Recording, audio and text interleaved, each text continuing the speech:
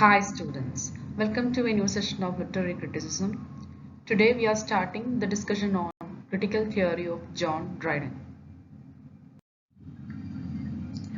So let me first explain who this famous literary personality was.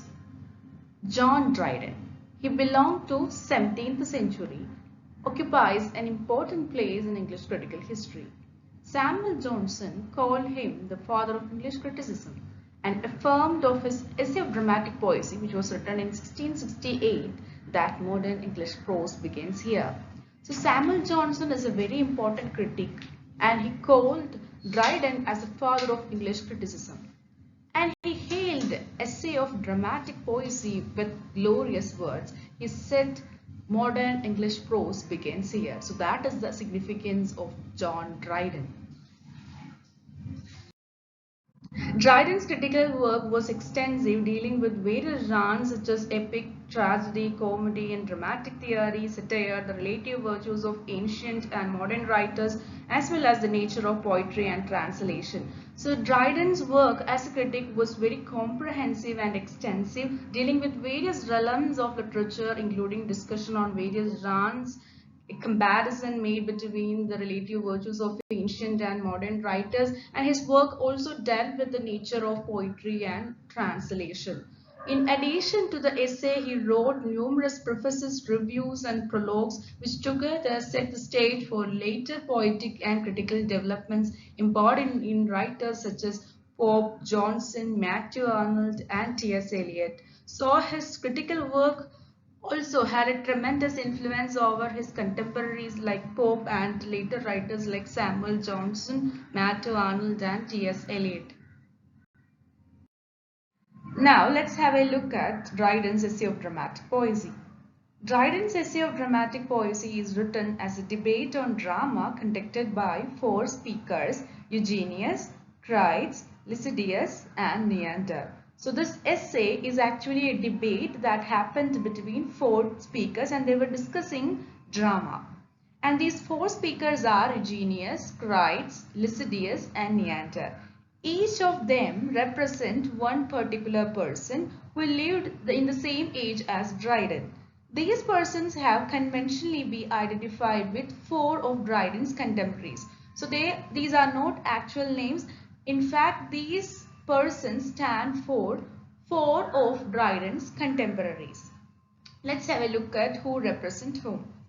Eugenius, which means well-born, may be Charles Sackville, who was Lord Buckhurst, a patron of Dryden and a poet himself. So Charles Sackville, who was Lord Buckhurst, was a patron of Dryden and poet himself. So Eugenius stands for Charles Sackville. Crites, which is the Greek term for judge or critic, perhaps represents Sir Robert Howard, Dryden's brother-in-law. So this Crites stands for Sir Robert Howard, who was Dryden's brother-in-law.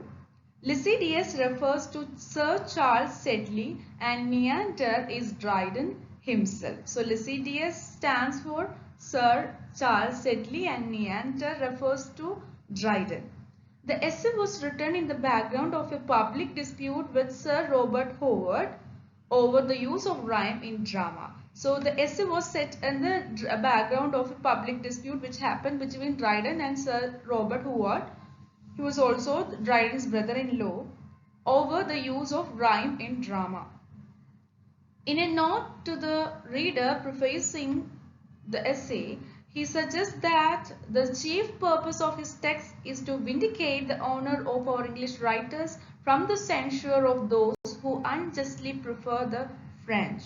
So essay was actually a vindication of English writers against those writers who unjustly prefer or unjustly favor the French writers. So it was in fact a glorification of English writers by Dryden. The next topic is neoclassicism. About the middle of 17th century, a change came over the spirit of English literature. The Elizabethan Romanticism by 1660 lost its glory and merely engaged in emotional extravaganza. Emotional extravaganza means merely a display or exhibition of emotions. So Elizabethan Romanticism lost its glory and sheen by 1660, and it was merely a display or exhibition of emotions.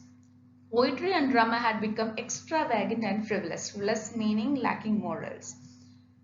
The weakness of Romanticism was seen clearly in Elizabethan age by Ben Jonson. So Ben Jonson was a representative figure of Elizabethan age, and he was also the contemporary of Shakespeare. He identified the weakness of Elizabethan Romanticism.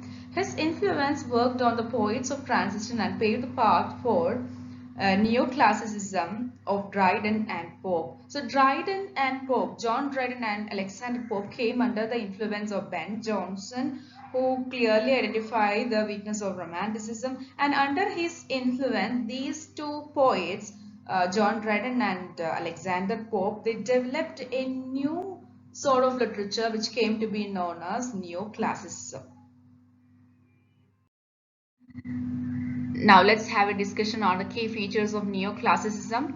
The poets of the age turned to the great classical writers, particularly to the Latin writers, for inspiration. They exhibited strong traditionalism. So neoclassical poets were greatly influenced by the classical writers, especially Latin writers, and they turned to these classical writers for inspiration. So these classical writers were held in a very respected position by neoclassicists. And these poets, neoclassical writers, also exhibited a strong traditionalism. Traditionalism means respect for the past. So neoclassical writers were greatly influenced by the writings of classical writers, and the writings show a strong traditionalism too. So that is the first feature of neoclassicism.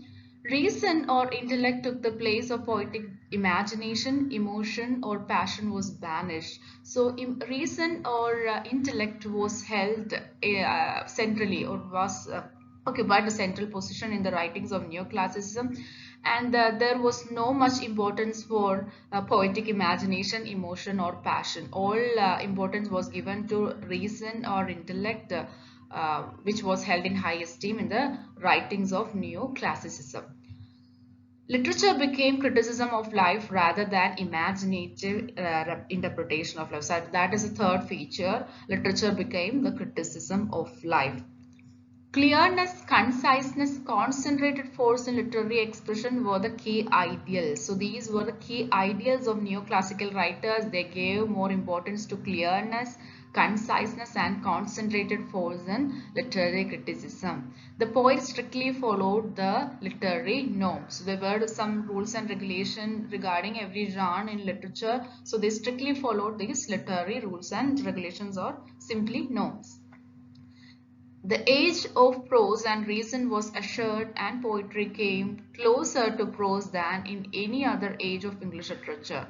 So neoclassical age was in fact the age of prose and reason, and poetry was not that important, or poetry lost its importance, and poetry came to be closer to prose. So we cannot distinguish between poem and prose because both appeared the same during this age. So these are the key features of neoclassicism. So here are some review questions for you. Name the important critical work of Dryden. What is the background of essay of dramatic poesy? What are the key features of neoclassicism? So you can attempt at answering these questions. So let's wind up the session. I hope this session was clear to you. If you have any doubts, you can post them in the Telegram group. Thank you all.